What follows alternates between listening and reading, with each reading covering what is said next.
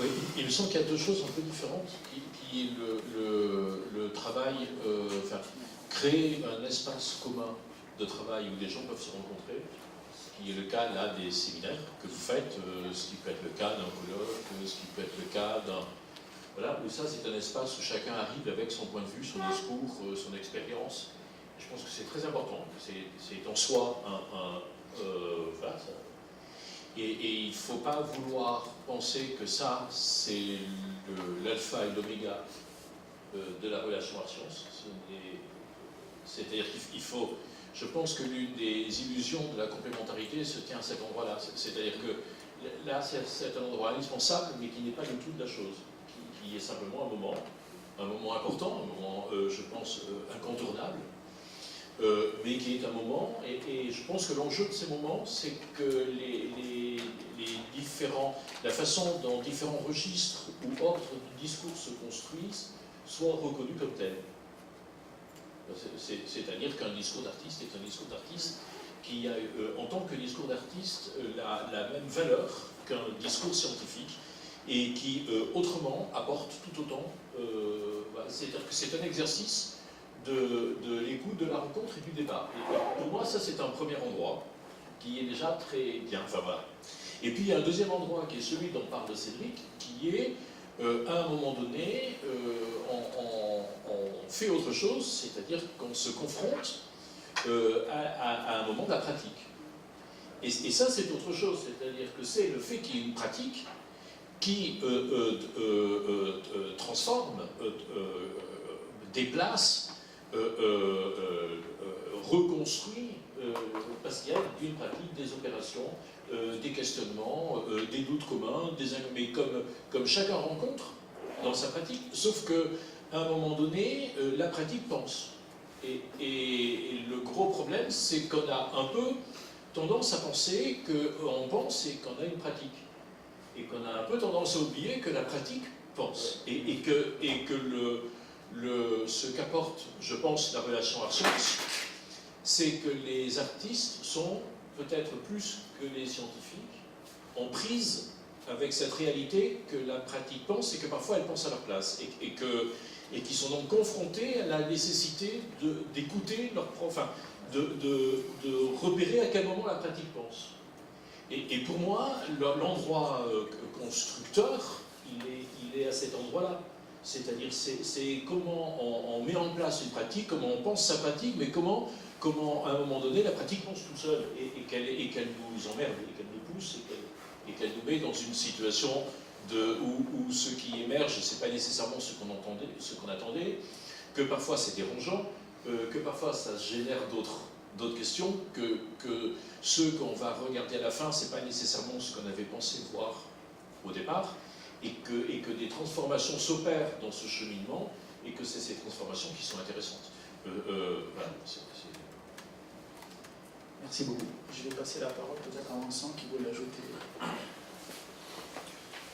Oui, ce sera bref parce que ça fait écho à des choses que j'ai entendues très, très récemment, mais que je n'ai pas eu le temps de creuser aussi loin que ce que vous nous proposez.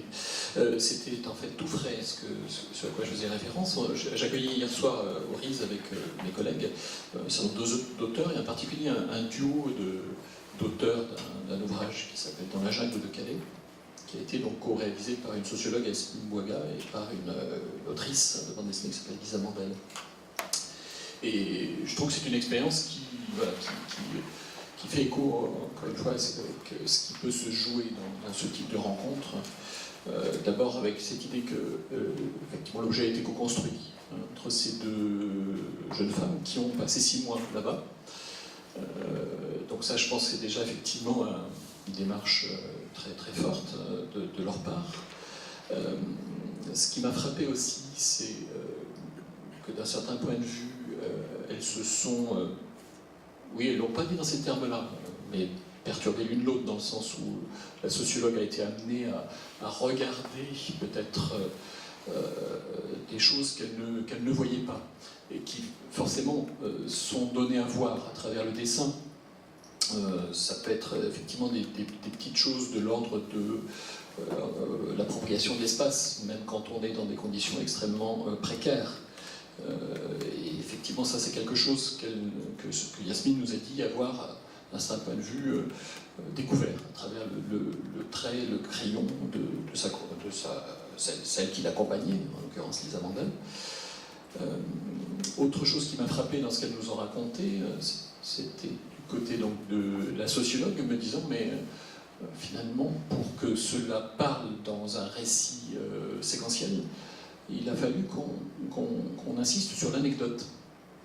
Le sociologue ne s'intéresse a priori pas à l'anecdote, c'est pas dans sa préoccupation, il cherche plutôt à retrouver des récurrences, des généralités, plutôt que effectivement l'anecdote qui peut paraître comme ne faisant pas sens, étant une forme d'exception. Et du coup, ce récit qui montre des espaces, qui met en scène des moments et des anecdotes, lui a permis, je reprends un peu votre formulation, d'être plus scientifique.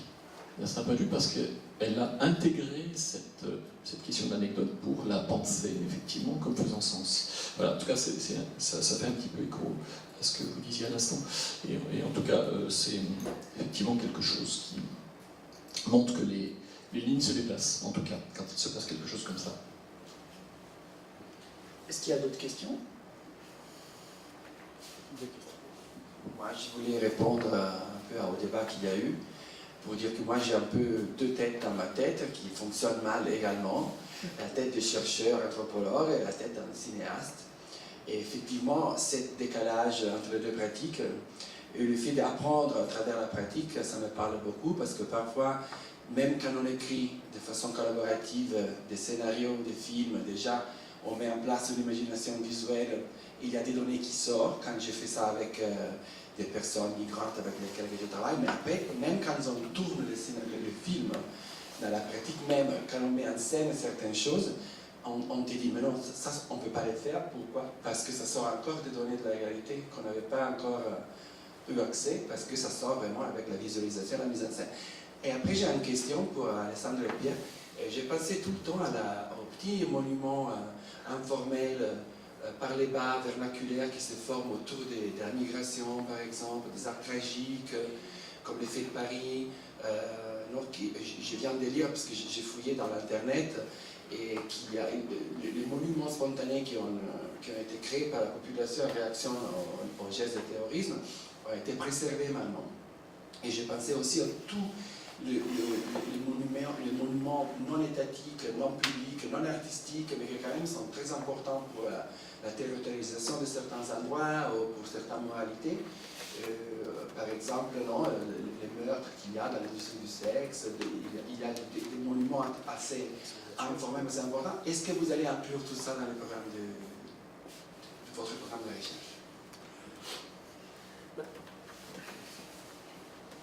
Deux mots juste sur l'inclusion ou non de ces petits monuments, on va dire individuels, privés, communautaires plutôt que... Et communautaires, donc ça va aussi de l'accident du monument pour l'accident de la route, oui, jusqu'au monument communautaire non reconnu. Là, il y a plutôt des formes, je dirais, de mimétisme et d'adoption des grammaires monumentales par des groupes subnationaux, individuels, communautaires. Mais ça fait partie de la dynamique que j'ai décrite, de la manière dont les monuments nous enseignent des choses sur les dynamiques de la mondialisation. Bon, bien entendu, ils sont inclus dans les dynamiques monumentaires qu'on compte examiner ou dont on compte rendre compte. Je pense que ce sera justement grâce à la collaboration avec les artistes qu'on sera amené à croiser, à analyser, à retrouver ce genre de pratiques aussi qui font déjà partie d'une réflexion théorique qu'on amène, mais c'est là aussi une opportunité à saisir. Vous avez une question ?